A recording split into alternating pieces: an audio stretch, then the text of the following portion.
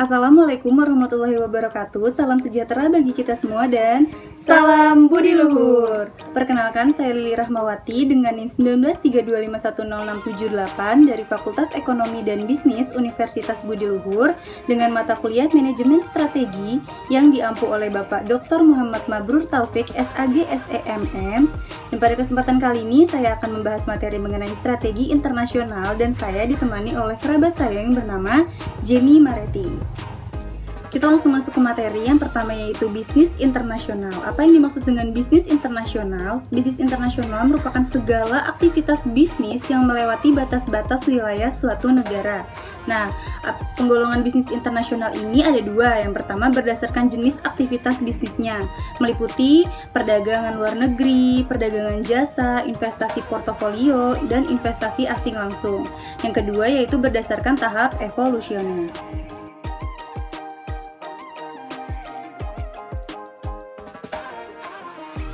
Selanjutnya ada metode go internasional yang dibagi menjadi 10. Yang pertama ada ekspor, yang kedua ada pemberian lisensi, yang ketiga ada franchising, yang keempat ada kontrak manajemen, yang kelima ada kontrak manufaktur, yang keenam ada investasi langsung, yang ketujuh ada patungan, yang ke-8 ada pembukaan cabang, yang ke-9 ada operasional global, dan yang ke-10 ada investasi portofolio. Metode go internasional yang pertama ada ekspor yang dibagi menjadi dua. Perusahaan dapat menjadi eksportir langsung ataupun tidak langsung atau menggunakan perantara. Jenis-jenis perantara ada 4. Yang pertama agen ekspor manufaktur, yang kedua wakil manufaktur, yang ketiga agen komisi ekspor, dan yang keempat perdagangan ekspor.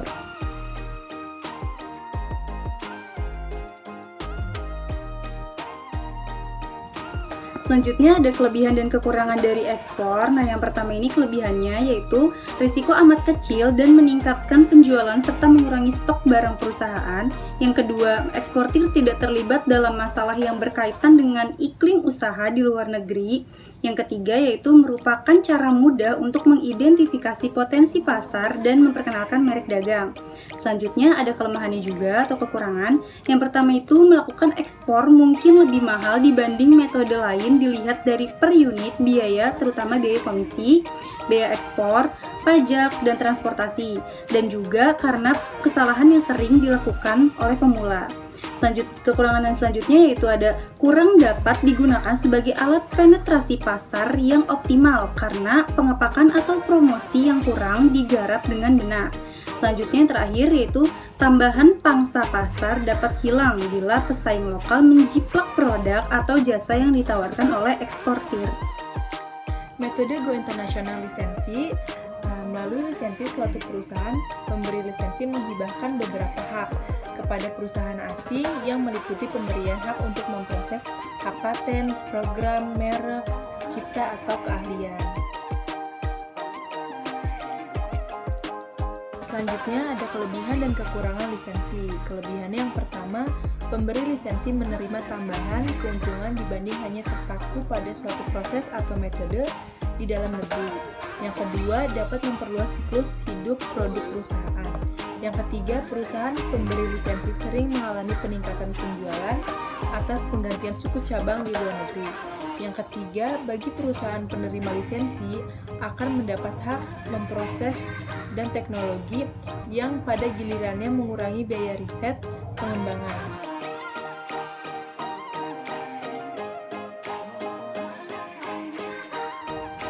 Selanjutnya ada kekurangan. Yang pertama, membatasi kesempatan mendapat keuntungan di masa depan karena hak khusus perusahaan diperluas sampai periode tertentu. Yang kedua, dengan memberikan hak kepada perusahaan lain, perusahaan pemberi lisensi kehilangan kontrol terhadap kualitas produk dan proses penyalahgunaan kekayaan dan bahkan perlindungan terhadap reputasi perusahaan. Metode go internasional yang selanjutnya yaitu franchising atau waralaba. Nah, waralaba ini hampir sama dengan pemberian lisensi. Selain mengibahkan izin penggunaan nama, proses, metode, ataupun merek, perusahaan induk membantu penerima franchise dalam operasi atau pasok bahan mentah. Nah, kelebihannya yaitu meningkatnya penerimaan dan perluasan nama merek produk serta perluasan pasar. Nah, kekurangannya, bagaimana mengatasi masalah kontrol terhadap kualitas maupun standar operasi. Dan yang kedua, yaitu perlunya melakukan sedikit adaptasi terhadap produk ataupun jasa yang sudah distandarisasi.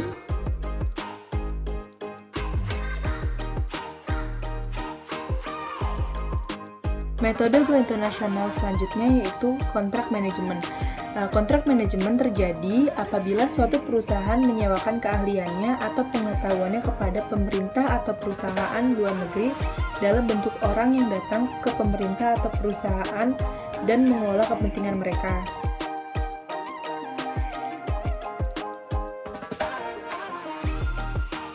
Selanjutnya, kontrak manufaktur. Dalam kontrak manufaktur, TNC melakukan kontrak dengan mitra lokalnya dalam jasa manufaktur. Namun, TNC tidak mendirikan lokasi produksi sendiri, melainkan melakukan subkontrak produksi yang dapat berupa yang pertama kontrak produksi penuh, yang kedua kontrak jasa manufaktur parsial.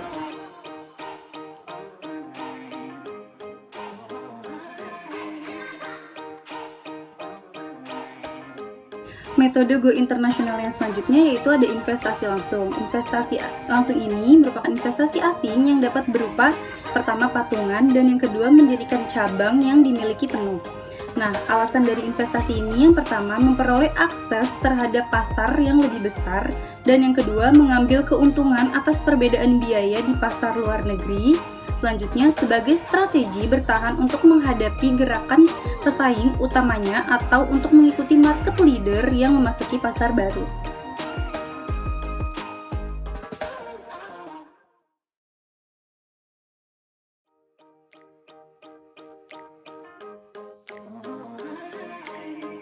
Metode go internasional yang selanjutnya yaitu patungan.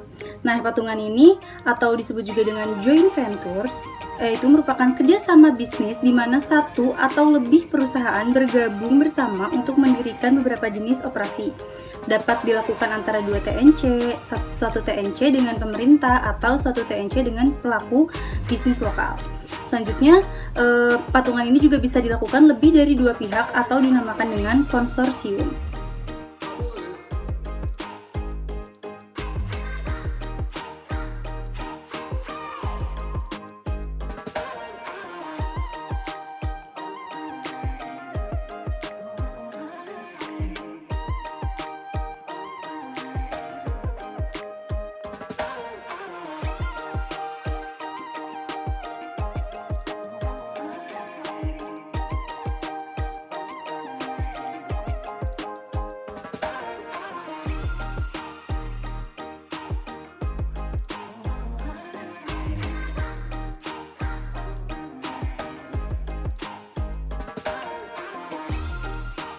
Selanjutnya ada kelebihan dan kekurangan dari metode go internasional patungan ini. Kelebihan yang pertama yaitu dengan patungan, TNC dapat meningkatkan pertumbuhan dan akses ke pasar baru sekaligus menghindari tarif dan pajak yang berlebihan.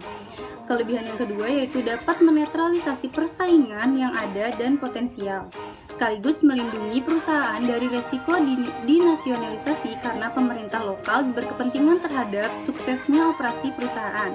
Kelebihan yang selanjutnya yaitu lebih mudah memperoleh modal di pasar lokal, dan kelebihan yang terakhir yaitu pemerintah lokal memberikan keringanan pajak sebagai insentif bagi perusahaan asing melakukan patungan dengan perusahaan lokal.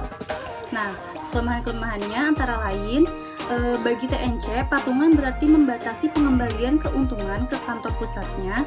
Dan yang kedua, bila operasi perusahaan berhasil, seringkali mengundang nasionalisasi oleh pemerintah negara tuan rumah. Dan kelemahan yang ketiga yaitu menimbulkan masalah kontrol dan pengambilan keputusan.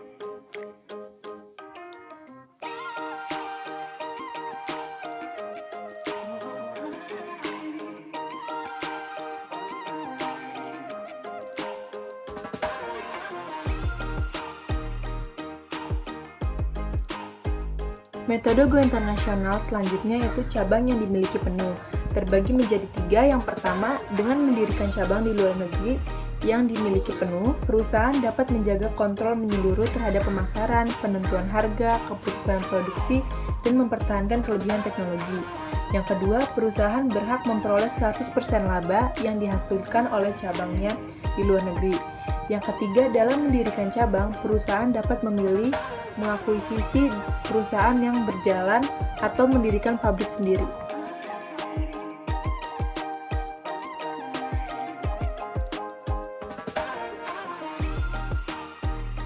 Metode go internasional yang selanjutnya operasi global. Bila di dunia semakin berkembang menjadi pasar global di mana produk menjadi standar di semua budaya, maka perusahaan dapat memproduksi dan menjual produk yang dapat diandalkan dengan biaya yang murah di seluruh dunia. Contoh Levi Strauss, Pepsi, dan Coca-Cola.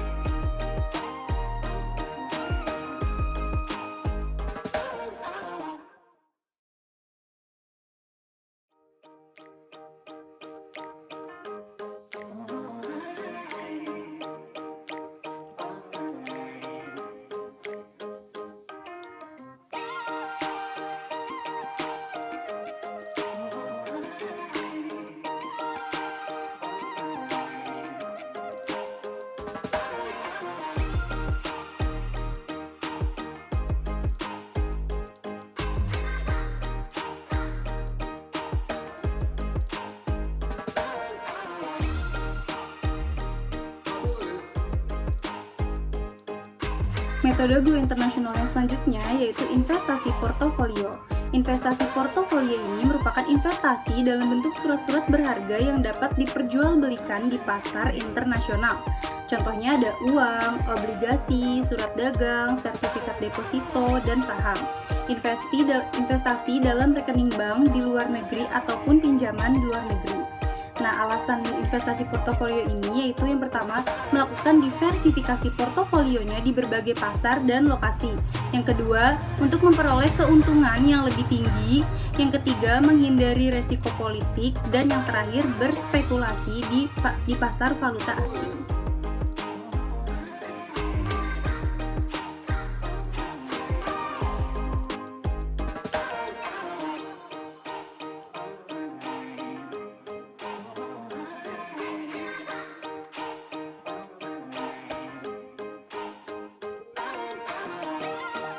Metode go internasional yang selanjutnya yaitu motivasi, yang terdiri dari teori pasar tidak sempurna. Teori pasar tidak sempurna ini merupakan masing-masing negara mempunyai sumber daya yang berbeda dalam memproduksi suatu barang. Lalu yang kedua yaitu teori keunggulan komparatif, yaitu negara ataupun perusahaan dianjurkan untuk melakukan spesialisasi produksi dan ekspor pada produk yang mempunyai keunggulan komparatif dan mengimpor produk yang tidak mempunyai keunggulan komparatif.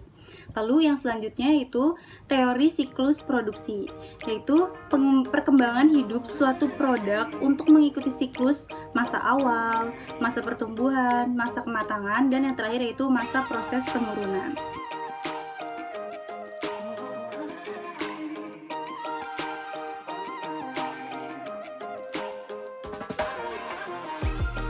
Selanjutnya yaitu ada cara-cara memperoleh keunggulan kompetitif di pasar global. Yang pertama yaitu mengurangi biaya versus adaptasi pada pasar lokal.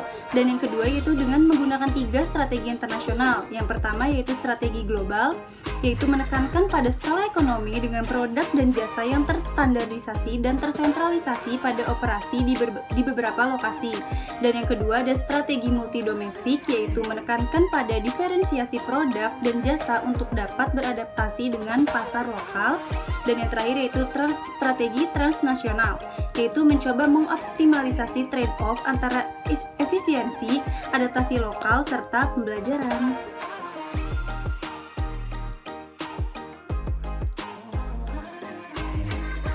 Cukup Sekian materi yang dapat saya dan teman saya presentasikan pada kali ini, yaitu mengenai strategi internasional. Semoga bisa bermanfaat untuk kita semua. Dan sampai berjumpa di pertemuan selanjutnya. Wassalamualaikum warahmatullahi wabarakatuh. Salam Budi